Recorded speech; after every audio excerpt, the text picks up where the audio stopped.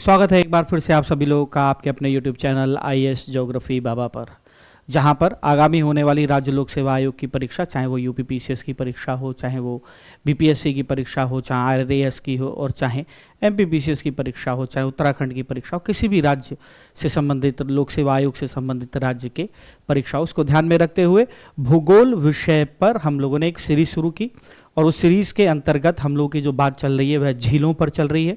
इससे पहले हम लोगों ने अपवाह तंत्र पर यानी कि नदियों पर चर्चा की थी, न केवल भारत की नदियों पर बल्कि हमने विश्व के सभी महाद्वीपों की महत्वपूर्ण नदियों पर चर्चा की थी। अब हम लोग झीलों पर चर्चा कर रहे हैं, जिसमें पिछले वीडियो के माध्यम से आप लोगों को भारत की कुछ प्रमुख झीलों पर चर्चा की शुरुआत की थी हम लोगों ने। आज क्या है, आज भी भारत की महत्वपूर्ण झीलें यानी पार्ट 2 है। मैं चाहूं तो एक बार में सारी झीलें बना सकता हूं, लेकिन वह वीडियो लंबा हो जाएगा, क्योंकि केवल झील में यह नहीं बताना है कि किस राज्य में अवस्थित है। आप जानते हैं यहां पर जब चर्चा होती है तो हर झील की जो भी महत्वपूर्ण पहलू होते हैं उन सभी पर चर्चा की जाती है। और आप सभी लोगों का बहुत बहुत धन्यवाद करना चाहता हूं मैं, आप लोगों के प्रेम के लिए, आप लोगों के साथ के लिए, आप लोगों के विश्वास के लिए। बहुत सारे स्टूडेंट जो कमेंट करते हैं उनके लिए, सपोर्ट करने के लिए बहुत बहुत धन्यवाद। तो चलिए आइए शुरुआत करते हैं। क्या है आज नया, आज क्या नया पढ़ेंगे हम लोग झीलों के अंतर्गत, भारत की झीलों के अंतर्गत। तो आइए चर्चा की शुरुआत करते हैं। सबसे पहले हम लोग की चर्चा होगी पुलिकट झील पर। जी हाँ, पुलिकट झील नाम सुना होगा, एग्जाम में बहुत बार पूछा जाता है। पुलिकट झील की जब हम लोग बात करते हैं तो इस झील के बारे में जब चर्चा होती है तो यह झील हम लोगों को दिखाई देती है कहाँ पर, तो यह झील हम लोगों को दिखाई देती है, अगर ध्यान से देखेंगे तो उड़ीसा की जो चिल्का झील है उसके बाद भारत की दूसरी सबसे बड़ी लैगून झील के रूप में आंध्र प्रदेश और तमिलनाडु दोनों राज्यों में, हालांकि पुलिकट झील का सर्वाधिक भाग आंध्र प्रदेश राज्य में है। इस झील का कुल क्षेत्रफल का लगभग 96% भाग आंध्र प्रदेश में है, इसलिए इसे आंध्र प्रदेश की झील के नाम से भी जानते हैं। हालांकि फिर से मैं इस बात को दोहरा रहा हूं आप लोगों को कि यह उड़ीसा की चिल्का झील के बाद देश की दूसरी सबसे बड़ी पश्च जल लैगून झील है, जो कि हमें यहां दिखाई दे रही है। देखिए, ये आंध्र प्रदेश राज्य हो गया, ये तमिलनाडु हो गया। आंध्र प्रदेश के तट पर यह विस्तार हम लोगों को दिखाई दे रहा है पुलिकट झील का, ये दिखाई दे रहा है, और इसका बहुत ही थोड़ा सा भाग यहां तमिलनाडु राज्य में हम लोगों को दिखाई दे रहा है। अब अगर आप लोग बात करेंगे तो देखें, मैंने लिखा है चिल्का झील के बाद यह भारत की दूसरी सबसे बड़ी पश्च जल लैगून झील है। इस झील का विस्तार आंध्र प्रदेश और तमिलनाडु राज्य में हम लोगों को दिखाई देता है, आंध्र प्रदेश और तमिलनाडु। अब एक और चीज, अगर आप इस झील को देखेंगे तो यह झील बंगाल की खाड़ी से अलग होती है। किसके द्वारा? श्रीहरिकोटा द्वीप के द्वारा। और यही श्रीहरिकोटा द्वीप जो आपको दिखाई दे रहा है, यहीं पर ही सतीश धवन अंतरिक्ष केंद्र अवस्थित है, जो कि चिल्का झील के पूर्वी भाग में है, हरिकोटा द्वीप पर, श्रीहरिकोटा द्वीप पर। अब दिमाग में आएगा कि सर इस नदी को जल प्राप्त कहां से होता है, इस नदी का जल स्रोत क्या है। इस नदी के जल स्रोत की बात करें तो 3 प्रमुख नदियां इस नदी के जल स्रोत के रूप में हमें दिखाई दे रही हैं। देखो, तीनों बनाई हैं। तमिलनाडु से एक अपवहित होती आती है अरानी नदी, यह भी जो है आपके पुलिकट झील में ही अपना जल विसर्जित करती है। दूसरी देखेंगे तो आंध्र प्रदेश में ही देखेंगे कलिंगी नदी अपवहित आती है, वो भी जो है पुलिकट झील में ही अपना जल विसर्जित करती है। फिर देखेंगे एक स्वर्णमुखी नदी है, यह भी पुलिकट झील में ही अपना जल विसर्जित करती है। यानी कि कहा जाए इस नदी के जल स्रोत की अगर हम लोग बात करें तो यह नदी, यह जो झील है पुलिकट झील जो है, इसके जल स्रोत की बात करें तो 3 नदियां हैं। दक्षिण में अरानी नदी, पश्चिम में कलिंगी नदी और उत्तर में स्वर्णमुखी नदी इसमें अपना जल विसर्जित करती हैं, और यह इसका क्या है, जल स्रोत है पुलिकट झील का, जो कि भारत की दूसरी सबसे बड़ी चिल्का झील के बाद एक पश्च जल लैगून झील है, जो कि मुख्यतः आंध्र प्रदेश में अवस्थित है। हालांकि इसका बहुत ही कम भाग तमिलनाडु राज्य में भी है। अब अगर हम लोग बात करें तो पुलिकट झील, ये जो झील है, यह एक आर्द्र भूमि के साथ साथ इसे एक पक्षी अभयारण्य भी घोषित किया गया है। यह एक पक्षी अभयारण्य के रूप में भी जानी जाती है और यह भारत का दूसरा सबसे बड़ा पक्षी अभयारण्य है। कौन सा? पुलिकट झील पक्षी अभयारण्य भारत का दूसरा सबसे बड़ा क्या है? पक्षी अभयारण्य है, जो कि अवस्थित है आंध्र प्रदेश के तिरुपति जिले में। कहां? आंध्र प्रदेश के तिरुपति जिले में।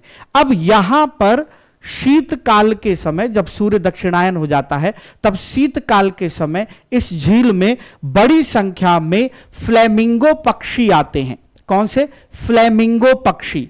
और फ्लेमिंगो पक्षी को यहां पर बड़ी संख्या में होने की वजह से सर्दियों के समय में यहां का नजारा बहुत ही देखने लायक होता है, बहुत ही सुंदर होता है। और उस समय पर्यटन को यहां बढ़ावा भी मिलता है। बहुत सारे दूर दूर से लोग आके इस झील में उन पक्षियों को देखते हैं।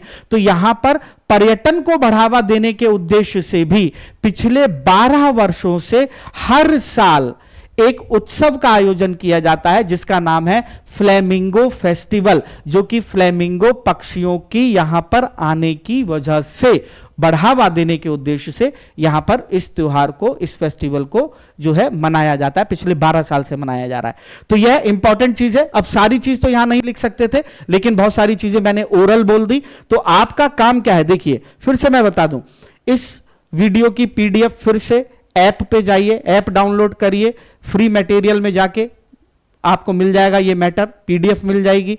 और फिर उस पीडीएफ को पूरा बनाने के बाद, यानी इस मैप को, सारे हर झील के मैप को बनाने के बाद, चाहे नदियों वाला भी बनाने के बाद, फिर ये पॉइंट लिखिए और फिर इस वीडियो को फास्ट फॉरवर्ड में 1.5 की स्पीड से देखते हुए आप एक्स्ट्रा जो मैं बता रहा हूं उसको नोट डाउन कर लीजिए। आपका डाटा भी बचेगा, समय भी बचेगा और काम भी हो जाएगा। चलिए नेक्स्ट झील पर आते हैं। नेक्स्ट झील है हमारी कोलेरू झील। कौन सी झील? कोलेरू झील। अगर आप देखेंगे तो इस झील की अवस्थिति आपको मुख्यतः आंध्र प्रदेश राज्य में दिखाई देगी, यानी आंध्र प्रदेश में अवस्थित है यह झील। और यह झील अवस्थित है गोदावरी और कृष्णा नदी के डेल्टा के मध्य। यह देखिए, यह मैंने आंध्र प्रदेश राज्य का नक्शा बनाया हुआ है। यहां देखेंगे तो गोदावरी नदी और यहां देखेंगे तो ये कृष्णा नदी, इन नदियों के डेल्टा के मध्य यहीं ही आपको कोलेरू झील दिखाई देगी। और इस झील के उत्तर में खम्माम पठार आप लोगों को दिखाई देगा। और गोदावरी नदी पर ही पापी कोंडा राष्ट्रीय उद्यान अवस्थित है। और ऐसे ही इसी झील में अटापाका पक्षी अभयारण्य अवस्थित है। कौन सा? अटापाका पक्षी अभयारण्य। कोलेरू झील भारत की मीठे पानी की या कहें वृहद ताजे पानी की झीलों में से एक है। आंध्र प्रदेश की यह कोलेरू झील, जिसमें अटापाका पक्षी अभयारण्य हमें अवस्थित दिखाई देता है। और इस झील को वर्ष 2002 में रामसर सूची में शामिल किया गया, जिससे यह अंतर्राष्ट्रीय स्तर की आर्द्र भूमि बन गई। यह झील भी प्रवासी पक्षियों के लिए जानी जाती है। जैसे पुलिकट झील में प्रवासी पक्षी के रूप में फ्लेमिंगो पक्षी आते हैं, ऐसे ही आंध्र प्रदेश की इस गोदावरी और कृष्णा नदी डेल्टा के मध्य अवस्थित इस कोलेरू झील में प्रवासी पक्षी आते हैं, जैसे साइबेरियन क्रेन हो गया, आइबिस ग्रे पेलिकन हो गया। यह पक्षी बहुत बड़े स्तर पर यहां पर आते हैं शीतकाल में और यह आकर्षण का केंद्र बन जाता है।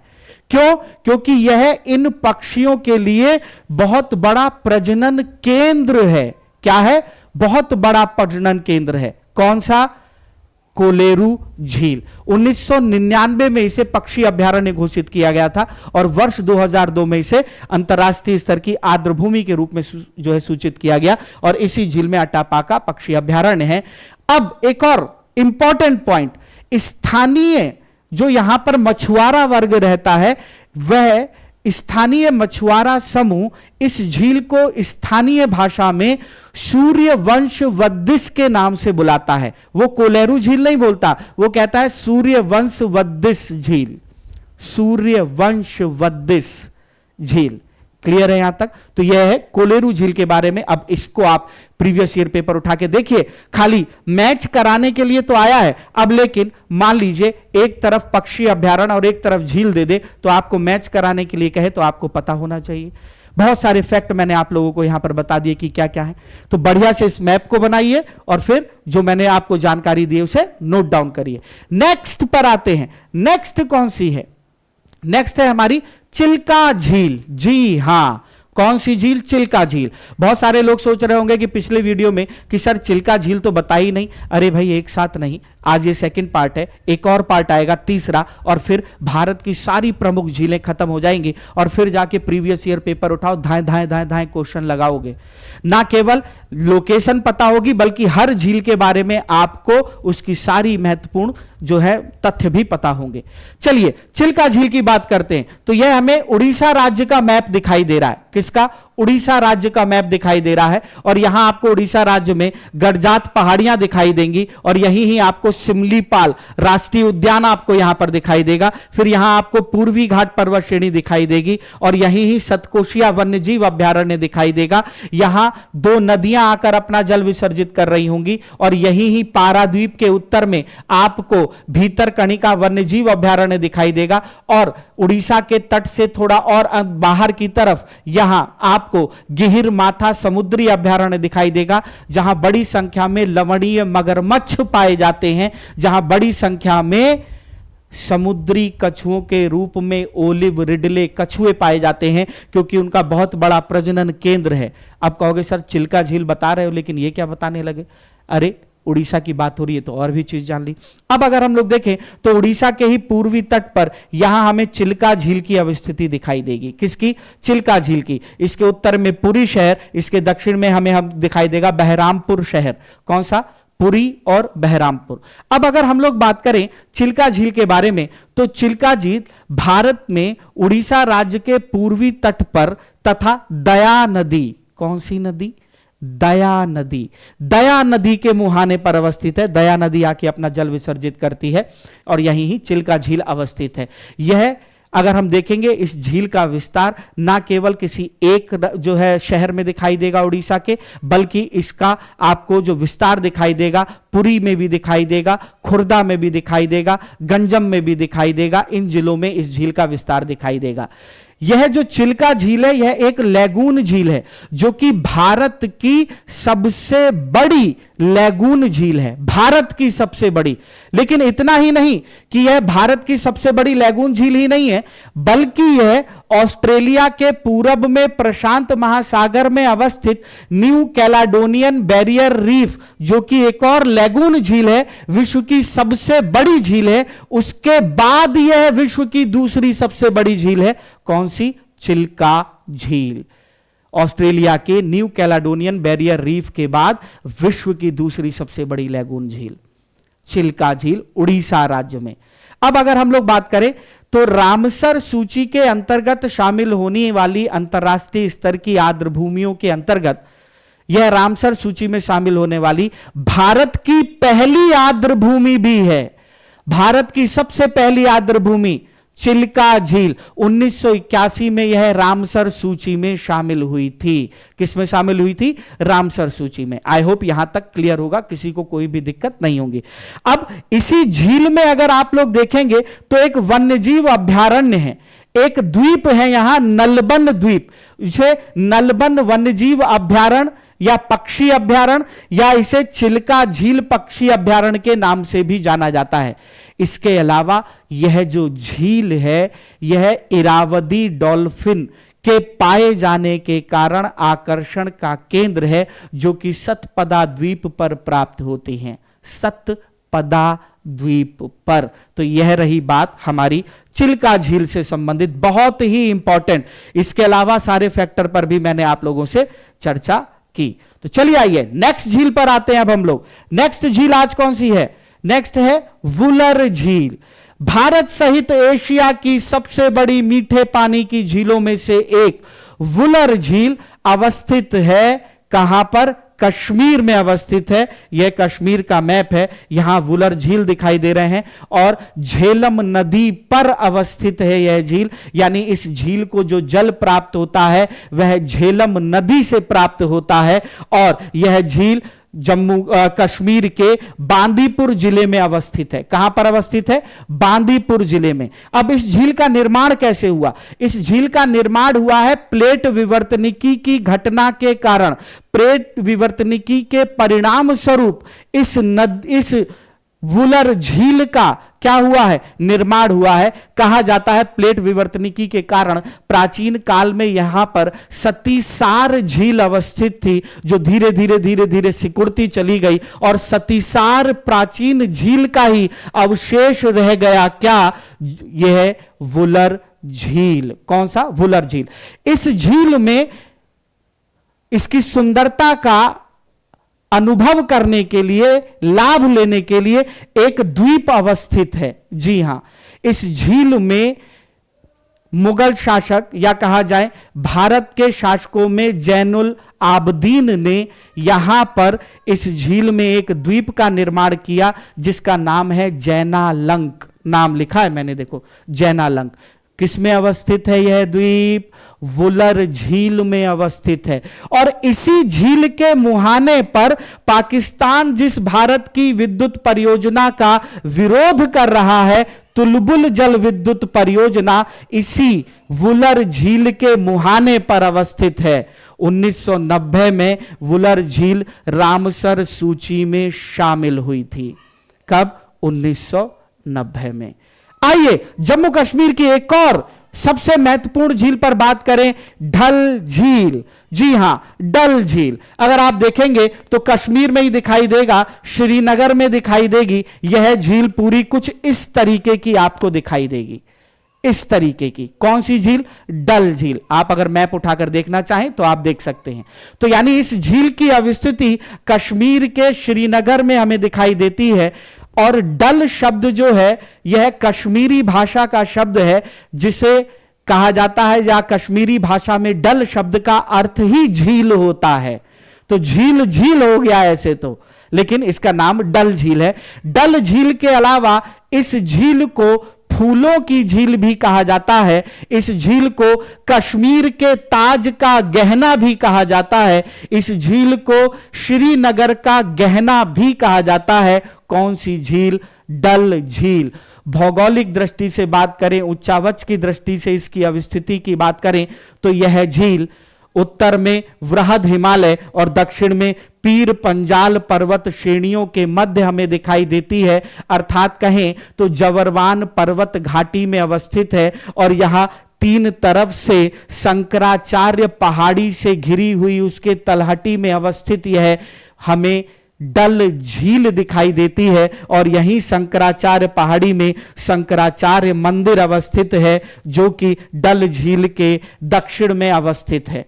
इतना ही नहीं, इस झील की सुंदरता को मुगल बादशाह जहांगीर के शासनकाल में यहां पर कुछ उद्यान का निर्माण किया गया था। जी हां, इस झील के उत्तर पूरब में शालीमार बाग और पूरब में निशात बाग का निर्माण किया गया था। मुगल गार्डन के रूप में इसका निर्माण किया गया था और यह कश्मीर का दूसरा सबसे बड़ा मुगल गार्डन है।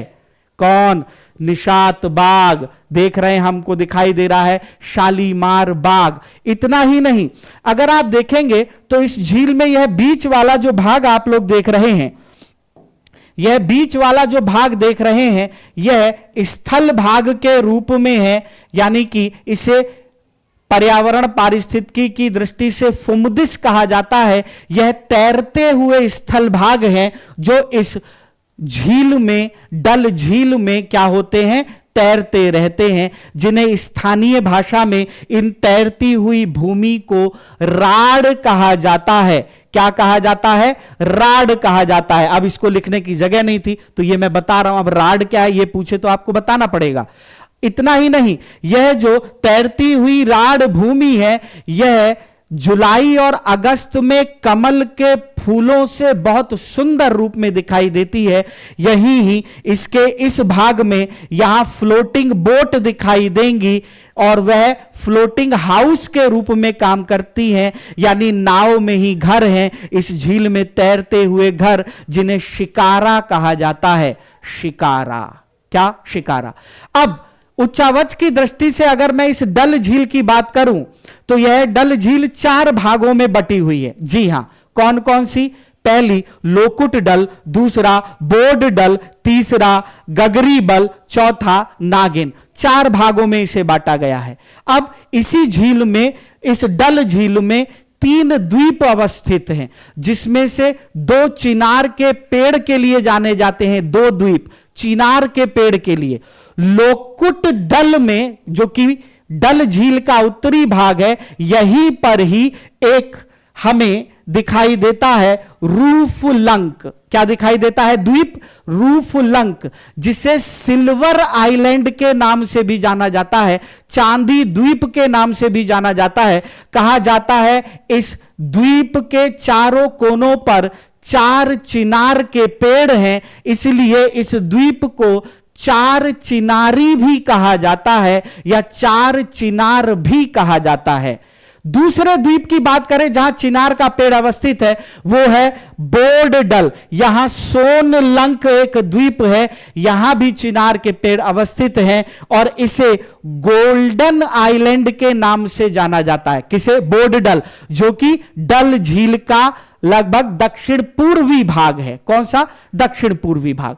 जो हम निशात बाग की बात कर रहे हैं, यह निशात बाग जो मुगल गार्डन है, यह एक सीढ़ीदार मुगल गार्डन है जो झील के पूर्वी भाग पर अवस्थित है, जहां जबरवान पर्वत है। यहां पर इस कश्मीर घाटी का दूसरा सबसे बड़ा यह मुगल उद्यान के रूप में है। और इस निशात बाग की जो रूपरेखा है, जो डिजाइन है, वो तैयार किया था नूरजहां के भाई आरिफ खान ने तैयार किया था। किसने?